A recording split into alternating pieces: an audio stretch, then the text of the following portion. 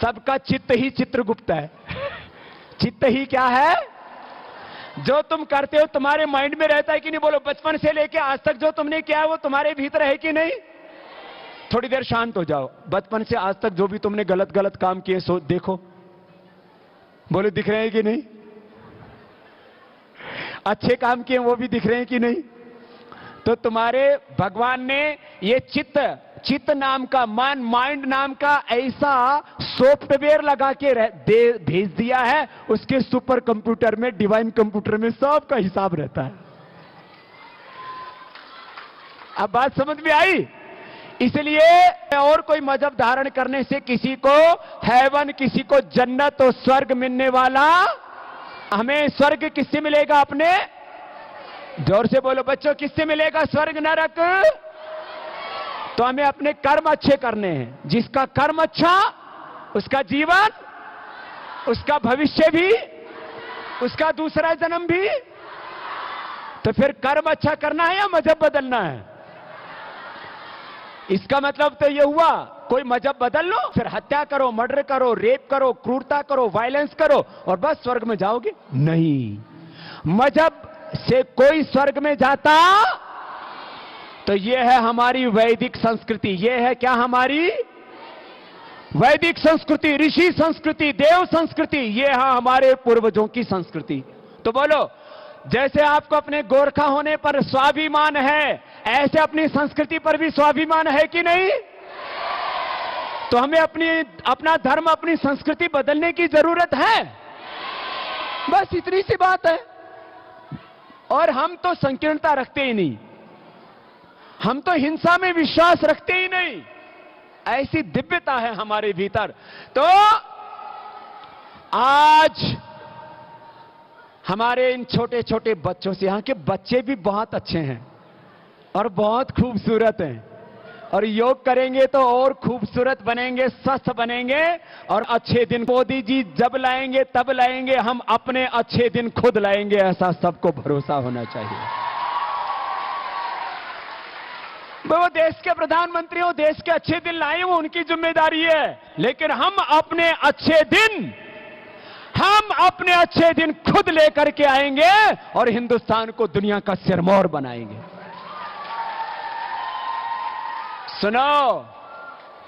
सुनो, यहां गोरखालैंड में बाकी क्या क्या होगा वो तो आप लोग तय कर लेना। एक चीज तय कर लो, सुबह सबको योग करना है। हमारे सब पूर्वज ऋषि थे, और ऋषि उठ करके क्या करते थे? सबसे पहले हमारे सभी महापुरुष योगी थे। क्या थे हमारे सभी महापुरुष? भगवान शिव क्या थे? योगी। भगवान हनुमान क्या थे?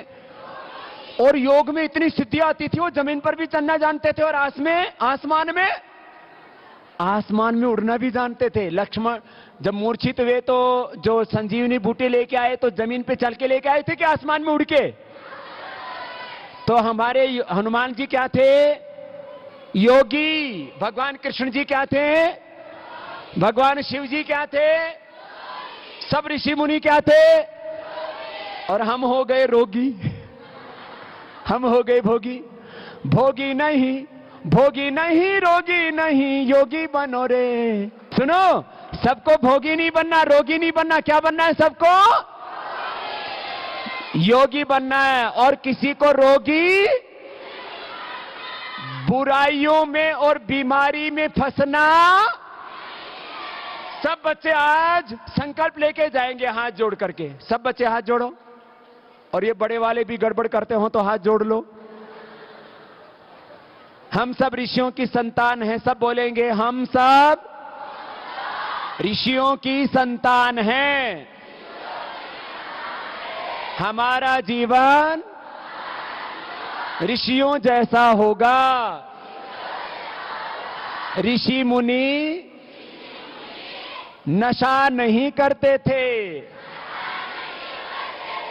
हम भी बीड़ी, सिगरेट, शराब, किसी भी तरह का नशा नहीं करेंगे, दारू नहीं पिएंगे, और जो बच्चे हैं वो तो नहीं पिएंगे, और जो पी रहे हैं वो आज बाबा रामदेव की झोली में डाल देना, ये गुरु दक्षिणा। क्यों जी गुरुजी? ये भी गुरुजी बैठे इधर, गुरुंग जी। वो गुरुजी से गुरुंग हो गए। तो विमल जी तो हमारे विमल हैं, विमल हैं, विमल चला गया। देखो सुनो, जो नशा करता है वो अपने पूर्वजों का सम्मान नहीं करता है। जो नशा करता है वो अपनी मां का सम्मान। किसी की मां चाहती है कि उसका बेटा बीड़ी सिगरेट दारू पिए? ए माताओं, सच्ची बताओ, तुम चाहती हो कि तुम्हारी बेटियां, तुम्हारे बेटे, तुम्हारी औलादें बीड़ी सिगरेट शराब नशा पिए खाएं?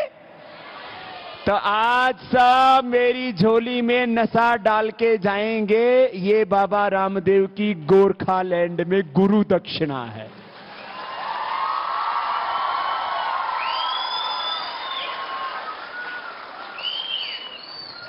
कुछ बोलेंगे आज तो अच्छे फंसे।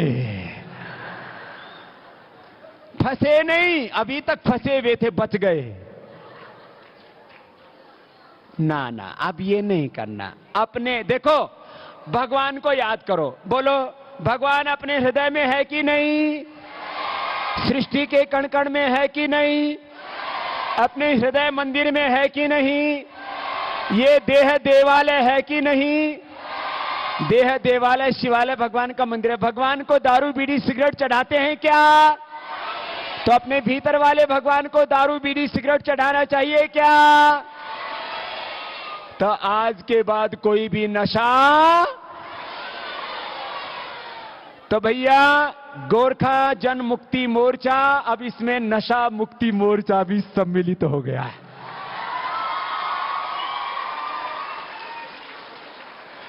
ये गोरखा जन मुक्ति मोर्चा, ये नशा मुक्ति मोर्चा भी है, रोग से मुक्ति का मोर्चा भी है, पराधीनता से भी मुक्ति का मोर्चा है। तो बोलो, अच्छा बताओ, जितने भी कोई खाते पीते होंगे उनसे एक ही बात बोलना। बोले भाई ये बहुत अच्छी चीज है तो अपने बच्चों को भी खिलाओ पिलाओ। कोई अपने बच्चों को नशा करवाना चाहता? तो फिर अपने औलाद के लिए छोड़ दो। दोनों हाथ जोड़ के बोल रहा हूं, किसके लिए छोड़ दो? अपने औलाद के लिए, अपने बच्चों के लिए, भगवान के लिए, अपने पूर्वजों के लिए। तो सुनो, अपने को ऐसा गोरखालैंड बनाना है जिसमें किसी के जीवन में कोई बीमारी ना हो। सुबह सुबह उठ के सब क्या करेंगे? योग। ए बच्चों, सुबह सुबह उठ के क्या करना है सबको? जो योग करेगा उसकी जिंदगी में कोई रोग, करो योग, रहो योग, करो निरोग। जो योग करेगा उसको कोई रोग होगा? अच्छा बताओ, मुझे कोई रोग है? मेरा पेट मोटा है? छोटा छोटा पेट होना चाहिए। बोले बाबा जी अब क्या करें, मोटा हो गया तो छोटा कर लो। ऐसे करो। ए बच्चों, आप अभी बहुत सुंदर लग रहे हो, 100 साल तक ऐसे ही सुंदर रहोगे यदि योग करोगे।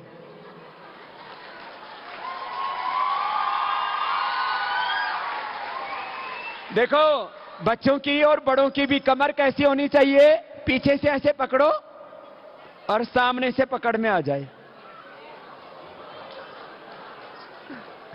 इतनी सी होनी चाहिए। और अंदर खींचो तो पूरा अंदर चला जाए।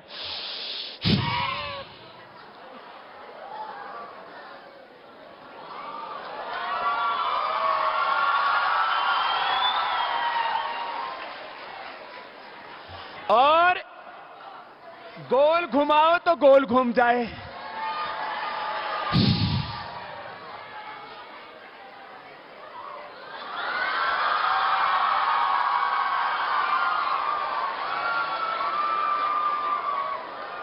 अब तुम भी ऐसे घुमाओगे।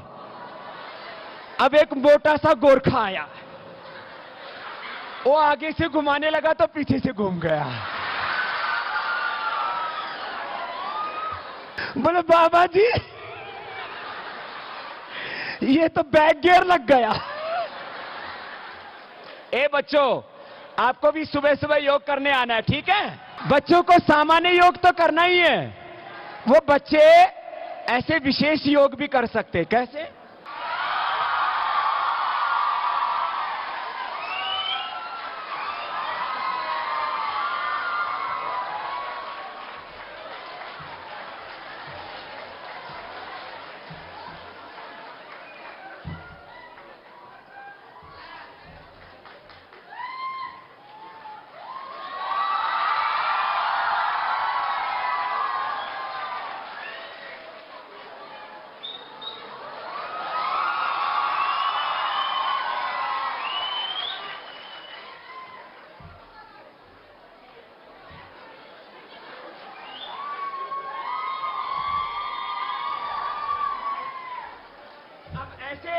ऐसे योग करोगे ना, ये बच्चों वाला योग है, बड़े करेंगे तो टूट फूट जाएंगे। तो सबको क्या बनना है? योगी। क्या बनना है सबको? जो होगा योगी वो नहीं होगा कभी, वो कभी रोगी। तो सबको कैसा शरीर चाहिए? उभरा हुआ सीना, सिकुड़ा हुआ पेट। लोग बोलते हैं बाबा जी वो 6 एब 6 एब तो जिम वालों के बनते हैं, लेकिन उनकी बॉडी इतनी स्टिफ हो जाती है वो आगे पीछे नहीं झुक सकते। कोई भी जो जिम जाने वाला है ना, वो इतने से आगे नहीं झुक सकता। इतना झुक पाएगा, वो इतना नहीं झुक सकता। आगे झुको तो यहां माथा लग जाए, पीछे झुको तो पीछे से यहां कुल्लों पर लगा देते हैं हमारे आचार्य कुलम के बच्चे। तो बॉडी फ्लेक्सिबल होनी चाहिए। जिम से बॉडी फ्लेक्सिबल, योग से फ्लेक्सिबल बॉडी, फिट बॉडी। देखो देखो, नेक्स्ट टेस्टिंग, एक तो ये टेस्टिंग बताई थी ना बीएमआई की। ये देखो, ऐसे चमड़ी खींचो, खींचती है? पूरी खींचनी चाहिए। बच्चों की खींच जाएगी, बड़ों की मोटी चमड़ी हो गई है। ऐसी पतली सी चमड़ी। और बॉडी का स्ट्रक्चर कैसा होना चाहिए? ऐसा होना चाहिए। पूरा शरीर सधा हुआ। किसी को रेसलिंग देखनी हो तो आजकल बच्चे तो कंप्यूटर पर देख लेते हैं ना, तो वहां पर जाकर के बाबा रामदेव रेसलिंग आप टाइप करना, आपको पता लग जाएगा कि बाबा में कितना दम है। तो आप लोगों को बलवान बनना है। क्या बनना है? चरित्रवान बनना है। क्या बनना है? चरित्रवान बनना है, बलवान बनना है, प्रज्ञावान बनना है। तो हमको ऐसा गोरखालैंड बनाना है, ऐसा हिंदुस्तान बनाना है। हमको एक ऐसा इंसान बनाना है जिसके जीवन में पूरी दिव्यता हो। और यही सपना है हामरो स्वाभिमान का, भारत स्वाभिमान का, पतंजलि योग पीठ का। और यही सपना है गोरखालैंड क्षेत्रीय प्रशासन के प्रमुख हमारे भाई विमल गुरुंग जी का। एक बार जोरदार अभिनंदन है इनके इस पुण्य प्रयास को।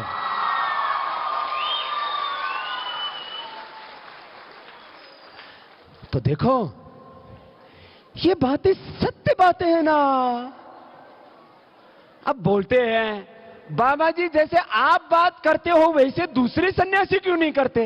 अरे उनसे जाके पूछो, मेरे से क्यों पूछते हो? मैंने कोई गलत बात की अभी तक? अभी तक मैंने कोई आपके सामने कोई गलत बात की? जन्म से लेकर के आज तक मैंने कोई गलत काम किया? ये मीडिया वालों ने तो जिस गांव में मैं पैदा हुआ वहां से लेके आज तक सब कुछ दिखाया। बाबा यहां इस खेत में पैदा हुआ, इस घर में रहा, इस स्कूल में पढ़ा। अरे सब किया। मैं एक अनपढ़ माँ बाप के घर में पैदा हुआ हूं। कहां हुआ हूं? अनपढ़ इलिटरेट माँ बाप के घर में, किसान के घर में, गरीब के घर में पैदा हुआ हूं, सामान्य परिवार में। सरकारी स्कूल में पढ़ा हूं। बड़ा स्कूल हमें पढ़ने के लिए नसीब नहीं था, लेकिन सामान्य घर में, किसान परिवार में, अनपढ़ मां बाप के घर में पैदा हुए, सरकारी स्कूल में पढ़े, सेकेंड हैंड बुक लेके पढ़ा करते थे, फर्स्ट हैंड बुक लेने के लिए पैसे नहीं हुआ करते थे, लेकिन बुक चाहे सेकेंड हैंड ली हो, क्लास में पोजीशन हमेशा फर्स्ट रहती थी, कभी सेकेंड नहीं रही। और मैं सबसे कहता हूं, हमें हेल्थ में, फिटनेस में, नॉलेज में रहना है नंबर, और कैरेक्टर में भी नंबर, और अपने कंट्री को भी बनाना है नंबर, और अपने गोरखालैंड को भी नंबर। ऐसा जज्बा होना चाहिए अपने भीतर, यही है स्वाभिमान। ऐसे जीना चाहिए। और लाभ हानि की चिंता मत किया करो। लाभ हानि का हिसाब किताब जो दुनिया के लोग लगाते हैं, उसमें बहुत गलतियां होती हैं। हमारा बही खाता, हमारा हिसाब किताब भगवान के हाथ में है, वहां पर कभी कोई धोखा होता ही नहीं। कोई हमारा नुकसान कर भी दे तो कंपनसेशन देता है भगवान हमको, इसलिए इसकी चिंता नहीं कि दुनिया हमारे बारे में क्या कहेगी। हमें क्या करना है, हमें अपने धर्म के मार्ग पर, अपने सच्चाई के मार्ग पर, न्याय के मार्ग पर, जस्टिस के मार्ग पर चलना है। और उसी रास्ते पर आप लोग चल रहे हैं। आपकी यात्रा यहां तक पहुंची है। यात्रा में संघर्ष ना हो, यात्रा में बाधाएं ना हो, व्यवधान ना हो, तो फिर मजा ही क्या है। मैं तो बोलता हूं ना, वो पथ क्या, पथिक कुशलता क्या है। वो पथ क्या, पथिक कुशलता क्या, जिस पथ में बिखरे शूल न हो, कांटे जिस रास्ते में ना हो। नाविक की धैर्य परीक्षा क्या, जब धारा ही प्रतिकूल ना हो। आगे बढ़ो, हौसले बुलंद रखो, कभी हारोगे नहीं, हमेशा जीतोगे। और याद रखना, कभी किसी को चीज, कभी भी कोई वस्तु, कभी भी कोई उपलब्धि, कभी भीख में मिला नहीं करती। अरे भीख भी बिना मांगे नहीं मिलती है। इसलिए आपको जो भी करना है उसको करना है, और करने के लिए जो भी आपको बलिदान देना पड़े उसके लिए तैयार रहना है। ऐसा जज्बा, ऐसा शौर्य, ऐसा पराक्रम, ऐसा साहस अपने भीतर संजो के रखना है। तो आज मैंने कई संदर्भ आपके बीच में रखे। हमरो स्वाभिमान मतलब हम सबका स्वाभिमान। जैसे आप गोरखालैंड के लिए यहां पुरुषार्थ कर रहे हैं, नेपाली भाषा को पूरे देश में बराबर का गौरव मिलना ही चाहिए, इसको मैं कह रहा हूं। और ये गौरव 100% मिलकर के रहेगा ही। अब कोई अंग्रेजी बोले तो कहते हैं क्या, क्या ये इंग्लैंड से आया है, इसको इंग्लैंड भेज दो। कोई नेपाली बोले ना तो बोले ये तो नेपाल की भाषा बोल रहा है, इसको नेपाल भेज दो। ऐसा यदि कोई बोलता है तो ये उसकी गिरी हुई मानसिकता है। ये मानसिकता हमें हिंदुस्तान से खत्म करनी है। फिर तो कोई अंग्रेज बोले उसको सीधा ब्रिटेन भेज दो, उसको अमेरिका भेज दो, उसको विदेश भेज दो। अंग्रेजी बोलने में दिक्कत नहीं, नेपाली बोलने में कई बार लोग संकोच करते हैं। आपस में तो नेपाली बोल लेंगे, राष्ट्रीय स्तर पर कोई बात हो तो नेपाली बोलने में हमें उतना ही गौरव होना चाहिए जितना हमें हिंदी बोलने में गौरव होता है, अंग्रेजी बोलने में गौरव होता है, तमिल, तेलुगु, कन्नड़, मलयालम, उड़िया और तमाम भाषाएं बोलने में गौरव होता है। यह तो भाषा का गौरव, यह है भाषा का स्वाभिमान। ये क्या है बोलो, भाषा का स्वाभिमान। और यह है हमरो स्वाभिमान। ऐसे ही अपने गोरखा होने का स्वाभिमान, यह है हमरो स्वाभिमान। अपने राष्ट्र का स्वाभिमान, यह भी है हमरो स्वाभिमान। और गोरखा लैंड का स्वाभिमान, यह भी है हमरो स्वाभिमान।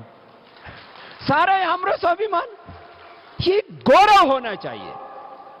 और क्योंकि गोरखालैंड का आंदोलन इस टेरिटरी में चल रहा है, लेकिन हमरो स्वाभिमान का प्रयास था कि जो भी नेपाली भाषा भाषी हैं, चाहे वो असम में रहते हैं, चाहे वो नॉर्थ ईस्ट के किसी प्रांत में रहते हैं, चाहे वो बंगाल में रहते हैं, चाहे उड़ीसा में रहते हैं, चाहे कर्नाटक में रहते हैं, चाहे दिल्ली में रहते हैं, चाहे हरियाणा के सोनीपत पानीपत में रहते हैं, या उत्तराखंड में रहते हैं, देहरादून में रहते हैं, या कहीं पर भी रहते हैं, चाहे वो गुजरात में रहते हैं, चाहे वो महाराष्ट्र में रहते हैं, जहां पर भी नेपाली भाषा भाषी रहते हैं, उन सबके भीतर एक गौरव होना चाहिए। इसके लिए हाम्रो स्वाभिमान के संगठन की स्थापना की गई और उसकी भावना यही है। इसका स्लोगन लिखा है ऊपर, संघे शक्ति कलौ कली युगे। संघ संगठन में यूनाइटेड होकर के रहना। अच्छा बताओ, ये मेरे हाथ मेरी मर्जी से चलते हैं कि आगे पीछे चल पड़ते हैं? बोलो। हाथ मेरे ऑर्डर में चलते हैं, पैर, हाथ पैर दिल दिमाग जैसे अपने संगठित रहते हैं, ऐसे हम सबको संगठित होना है। एक बार भी हमें असंगठित नहीं होना। बस इसी संकल्प के साथ आप सब संगठित रहें, आप सब स्वाभिमान से भरे रहें, आप पवित्रता से भरे हैं, आप ऋषियों की संतान की तरह गौरवशाली जीवन जिए।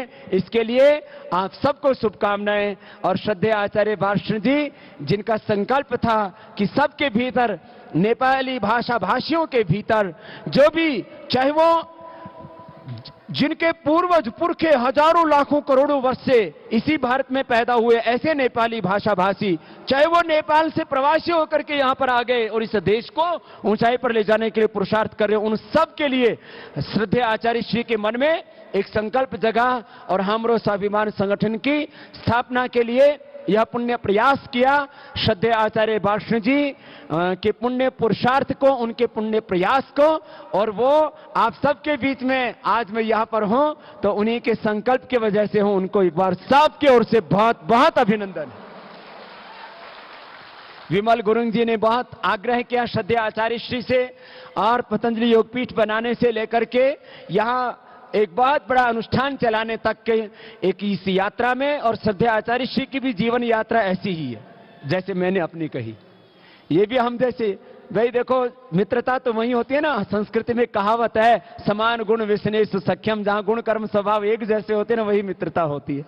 ये भी अनपढ़ माँ बाप के घर में, ये भी एक साधारण किसान परिवार में, जहां सरकारी स्कूल में ऐसे ही अभावों और संघर्षों के बीच में हम लोग पले हैं और आगे बढ़ रहे हैं, और अपने बूते पर, भगवान के भरोसे पर, अपने संकल्प और पुरुषार्थ के बल पर यहां पर पहुंचे। ऐसे ही आप सब लोग भी पुरुषार्थ करो, पवित्रता के रास्ते पर चलो, सत्य के धर्म के मार्ग पर चलो, अपने पुरखों के रास्ते पर चलो। निश्चित रूप से हम जिंदगी में कामयाब होंगे, हमारे सभी मनोरथ, सभी संकल्प पूर्ण होंगे। मेरे साथ दोनों हाथ उठा के बोलेंगे, भारत माता की वंदे वंदे। बहुत बहुत धन्यवाद।